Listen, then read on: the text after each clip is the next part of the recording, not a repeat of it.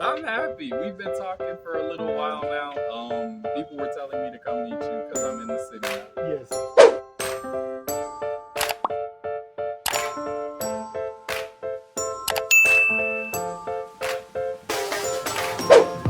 I'm happy. Like, I'll just say right now, for my channel, we got a tour of the place now, and this guy is amazing. Thank you, Look bro. at Good morning, good morning, good morning, good morning. As usual, I like to take a walk, check on the garden and see what's going on. Looking at the cabbage, this is how it's growing. It's getting bigger and bigger and bigger and bigger. And looking very healthy. Yeah, let's go outside there and check there. I just wanted to chat with my fellow diasporans, more especially Malawians. I'm talking about the born-free generation. You know, when we were young, I think I was around maybe 12 years of age. We used to go to the stadium during the independence celebrations. We went there to do some rallies and stuff. Look at my little plant. I don't know what happened here.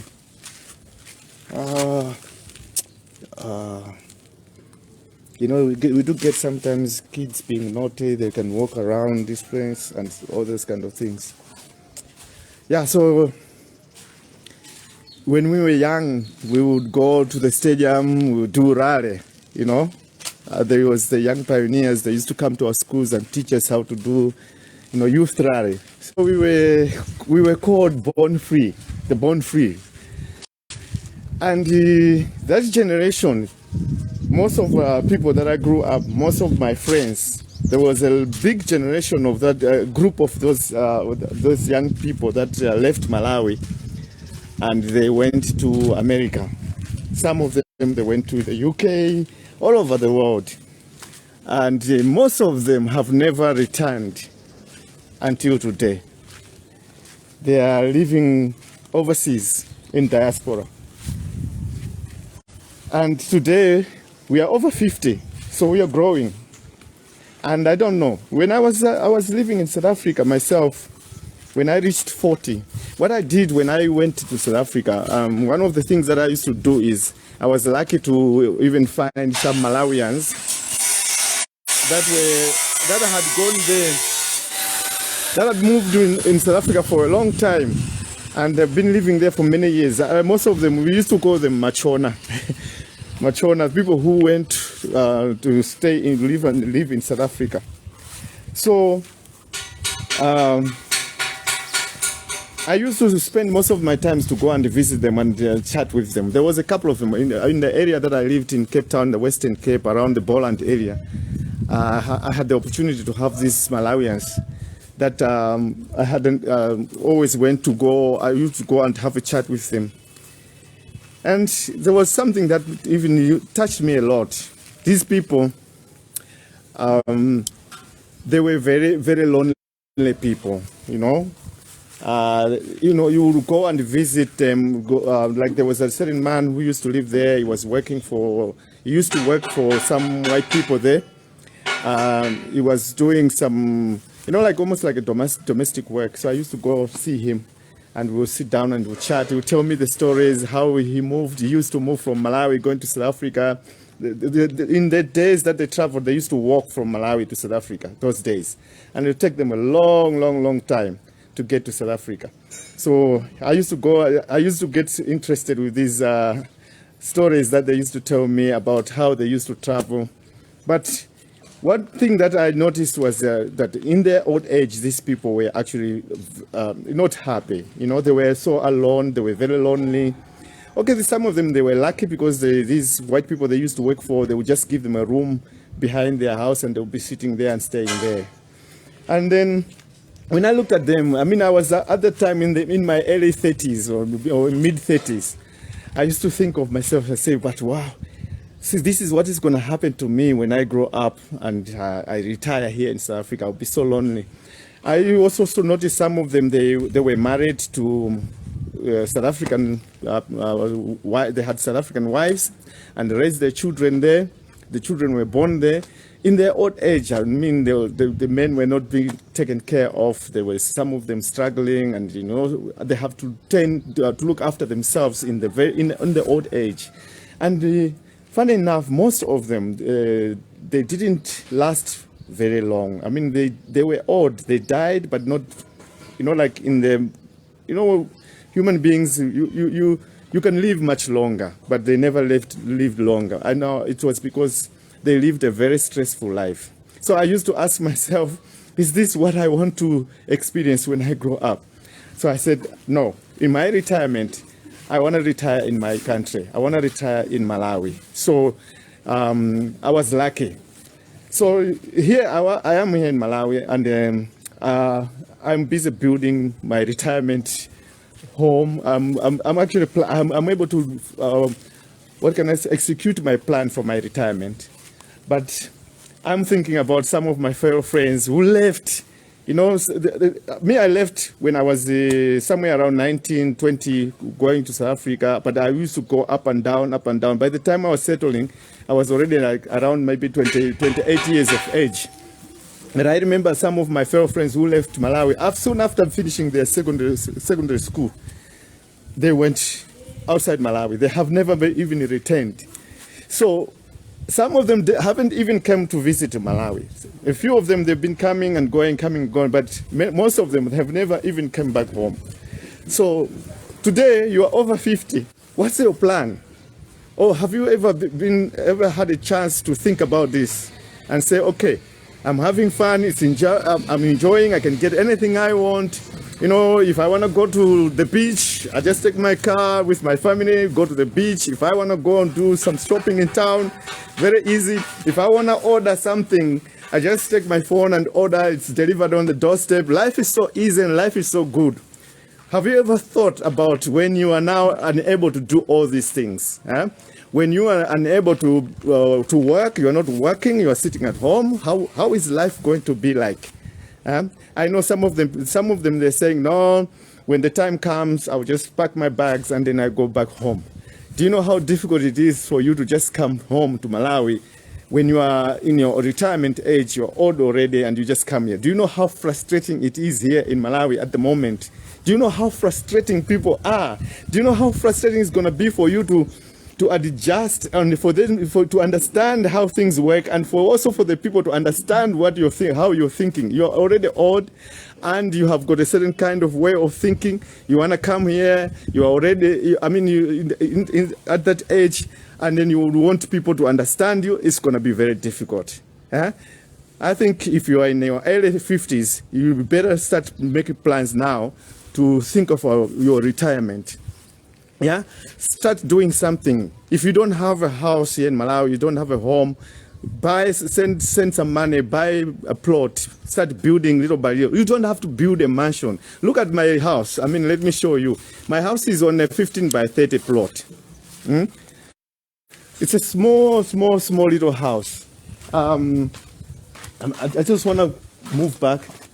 It's a very small house. It's a 3-bedroom house. Okay, I'm going to have a granny flat at the back where I'm going to build something where I can sit there when I retire. Maybe my daughter is going to take over. It's not done yet. All this area, you see those iron sheets, it's going to have a glass like the way it is over here. But it's a very, very tiny house. It's on a 15 by 30 plot, and the way I've designed it, I've got a plot. I've got a garden here in front. I've got a garden in front.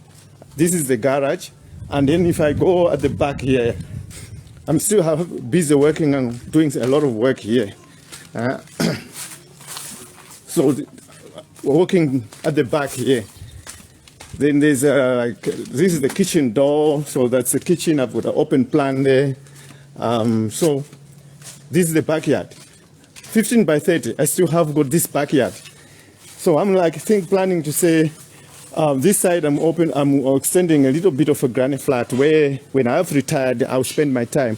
And it will be over here, and then there will be a garden here. There's going to be a pond over somewhere there, a natural pond. I'll put some fish, and so I can come out of my house and sit here. Where I'm standing will be like I'm sitting on the balcony, on the conde or veranda. And then I'll be overlooking over a small little garden. I'm actually planting these things that are, this is a fruit tree that I've planted here. And there's another one, it's a fruit tree. I want to plant a pawpaw tree. I want to plant, there's a few trees here. There will be an umbrella tree somewhere around to give me a little bit of shade. So me and my wife, we can sit outside and we can relax. This is a good thing about being here in Malawi at home, is that if my children don't want to take care of me, there's always going to be somebody around. I mean, you can adopt a certain child somewhere to look after you, you know, somebody who's always going to be coming, preparing food for you or something. In the meantime, maybe your kids have left you and abandoned you. It's Malawi. I mean, if they can abandon you. But now, if you are living if you're living like overseas and your kids abandon you, the best way they abandon you is to throw you in an old age home. That's what they're gonna do. And if you don't even have kids, it means when you grow old and you don't have a job, what's gonna happen? If some of the people don't, let's be frank, some of the people don't even have proper papers. And then what happens when you grow old? You're going to end up maybe in the street, living under a bridge or something. I'm sorry for me to say this. I'm just trying to paint a picture for somebody who's there to understand what I'm trying to say. So, but here at home, if your kids abandon you, but you've got a place to stay, there's always somebody that can always be helping you. Like, for instance, my wife is not here now. There's a neighbor that she was friendly with. In the evening, they're bringing us something. They bring us sometimes supper. Okay, sometimes when I've got something, I send it over. A packet of meat, I send it over. So we are busy sharing. I mean, so there can be always somebody, the neighbor, that will always come and say, that old man who's staying next door, can you go and check on him and see how is he doing and stuff like that? That's how we live here in Africa. But there, who's going to do that for you? So let's start thinking, you know. I know many people don't like to talk about these kind of things. Many people don't want to hear something like this. But sure, let's be frank. In diaspora, more especially in the West, the worst time you will ever experience, worst life you will ever experience is when you have grown old.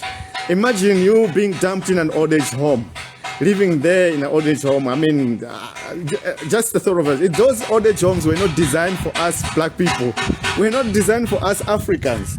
I mean, when we are old, we still need to be around our family. We need to sit under a tree or a shed, and then there will be some young kids, grandchildren playing around with you. You watch kids playing soccer or something like that, you know, and they come, Madala, you want to go home? They come and hold you by the hand, take you home, you know.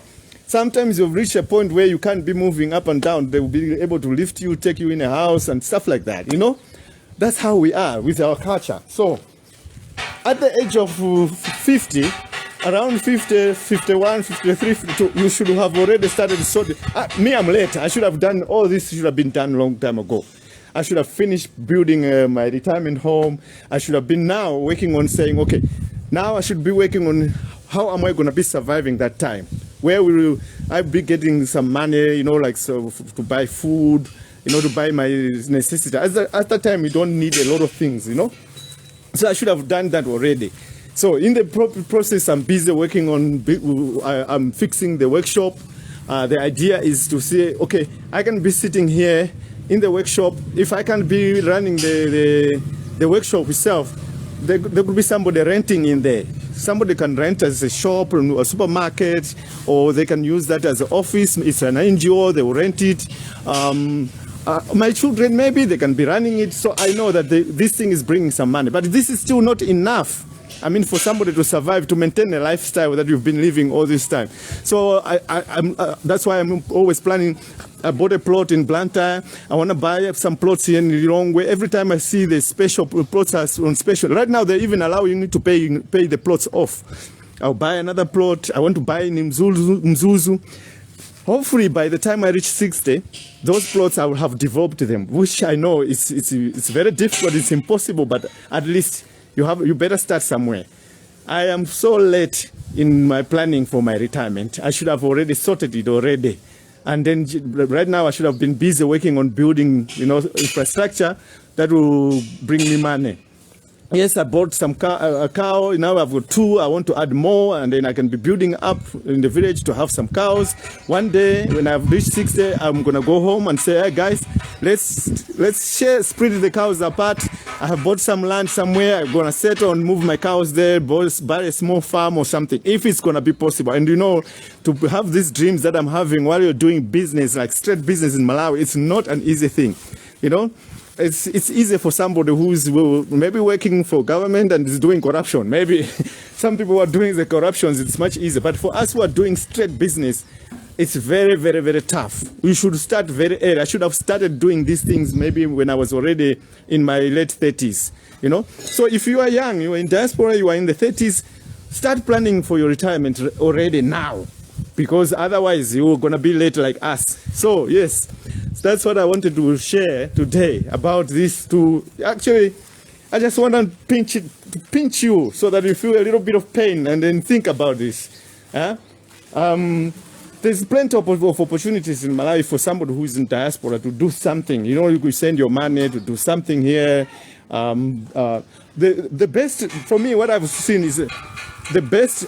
When I bought my land in Blantyre, I've realized, because I bought it as a residential. I was actually calling yesterday.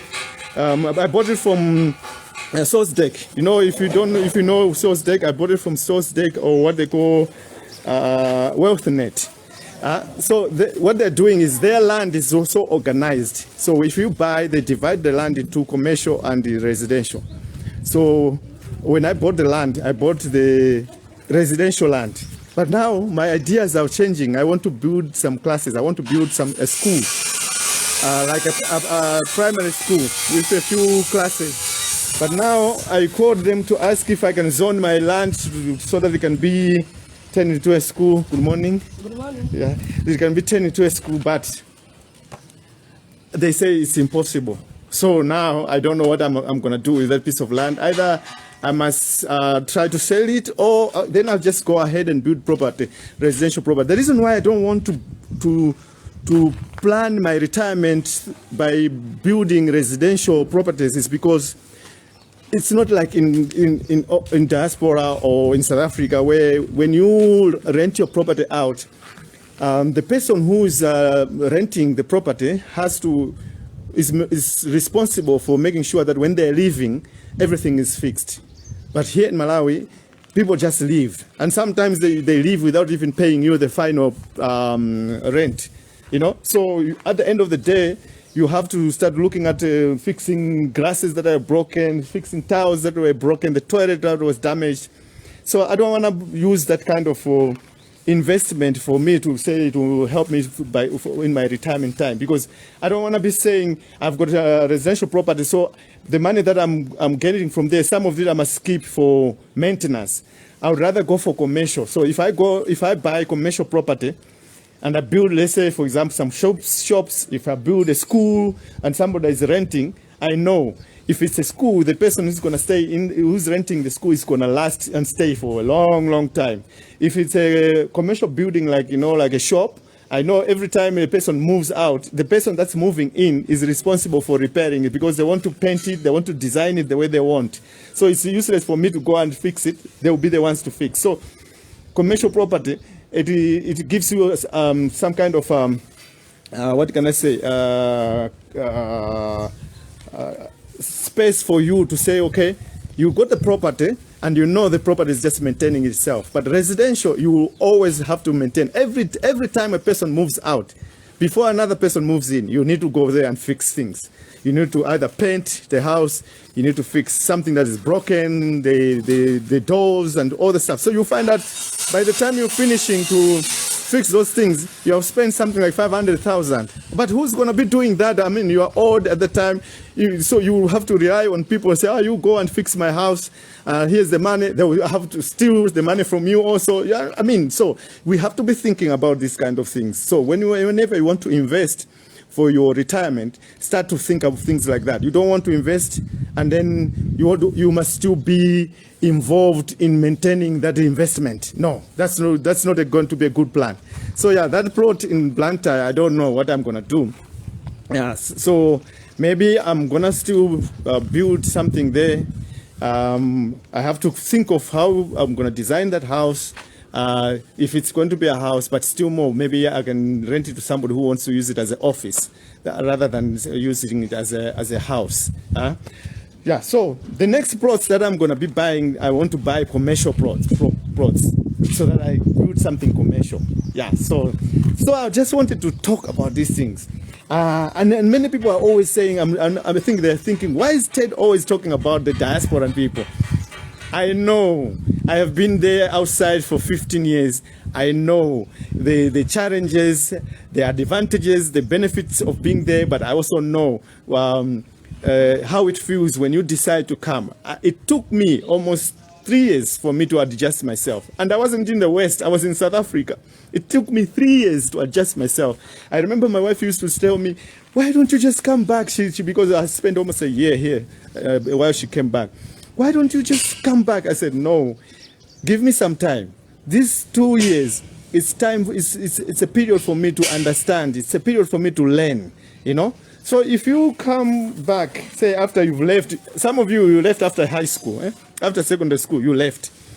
So when you come, even though you've been coming here 1 month and 2 months, you can say, I've been coming to Malawi many times. Even if you've been coming here for like 1 month, the time you're going to come to say you want to settle, you'll see how challenging it is going to be. You'll see, I'm telling you, it's a lot of stress. It's a very stressful period for like for 2-3 years, it's going to be very, very, very stressful because you will have to adjust. If you can't adjust, that's why many people, when they come from diaspora to start a business, they spend a year and there's no. You can't blame the bank. You can't expect that you can change the bank to operate the way you want them. If you go to somebody who's doing service for you and is not giving you the service that you want, you can't force it on them. You will have to adjust yourself and say, okay, now I'm in this system where things don't go according to the way I want them. So how can I make it work for myself? So you find a way of making things work for yourself. So like for me, I said, okay, what I did was to turn everything that I felt like is not being done right into an opportunity for me to be the one to implement it. And I've discovered that, you know, if I came here from South Africa and say, we're talking on Facebook, cement blocks are good, cement blocks are like this, let's do it. Up to today, people were not going to build with cement blocks. But because I was talking and doing it myself, it made it very easy. It's the same like now, the wheelbarrow that I'm making now. Nobody's been making wheelbarrows in Malawi. Right now I'm making, and people have been saying, you crazy, who's going to buy that wheelbarrow? It's so expensive. But suddenly they will see that, Ted is making money out of it. Soon we'll find every welder in town is going to be making wheelbarrows. So if you want to change things in Malawi, it should start with yourself, within yourself. You should be the change that you want. Yeah, so, somebody else is calling me again. Let me just quickly answer this phone. Oh, sorry, I normally get phone calls. Sometimes I get phone calls around 12 midnight. I have to answer. If I'm awake at 12 midnight, somebody's calling me, I have to answer because I'm a businessman and like I'm talking with the subject I'm talking right now because I'm late with my retirement. It means that I have to work now harder. So that's why I'm saying, if you are in your 30s, start planning for your retirement now. Because you don't want to reach my age and then you force yourself to work. I've seen people in South Africa, they worked nice, good jobs, and then at the end of the day, they got retired. They've spent, and some people, they say, when I retire and get my package, I'll buy my house. Okay, you do that. You retire, you get your package, and then you buy your house. What then now? How are you going to survive? Then you find that the person is going to work as a gardener somewhere. He's getting piecework somewhere in his old age. You don't want to do something like that. So you don't want to be at my age like I'm doing. I work every day from Monday to Sunday. People say, but Ted, you should sometimes go to church. Yes, I want to pray, but now the thing is, Sunday is for my personal growth, and I have to do it. You know, then I'm doing it. You know, because nobody else is going to do it for me. Nobody else is going to do it for me. I heard that the government wants to be giving people retirement packages and some money during their retirement. How much money is that going to be? How much can I be able to survive out of it? No. So every day is passing. I'm going to for 56. I'm going to be 56 years of age. And I don't have anything that brings me out money passively, other than for me to have to work in that workshop and earn something. I need right now to have something that should be giving me money passively without me making any efforts, money coming in my account. I don't have anything like that at 56. Can you imagine? Yeah. So I have to work. So yeah, people can say what they want to say. Those people who talk things like that, they're comfortable, they've worked in their life, they've saved money, they've built their retirement home, they have passive income coming, then they will be judging and say, hey Ted, you have to be a little bit spiritual sometimes. Okay, yeah, but I have to do it. If everything goes well and I'm having my passive income, I've retired, you will see me every day. I will even go to the church every day when the time comes. I pray to God, I believe in God, but right now I have to work.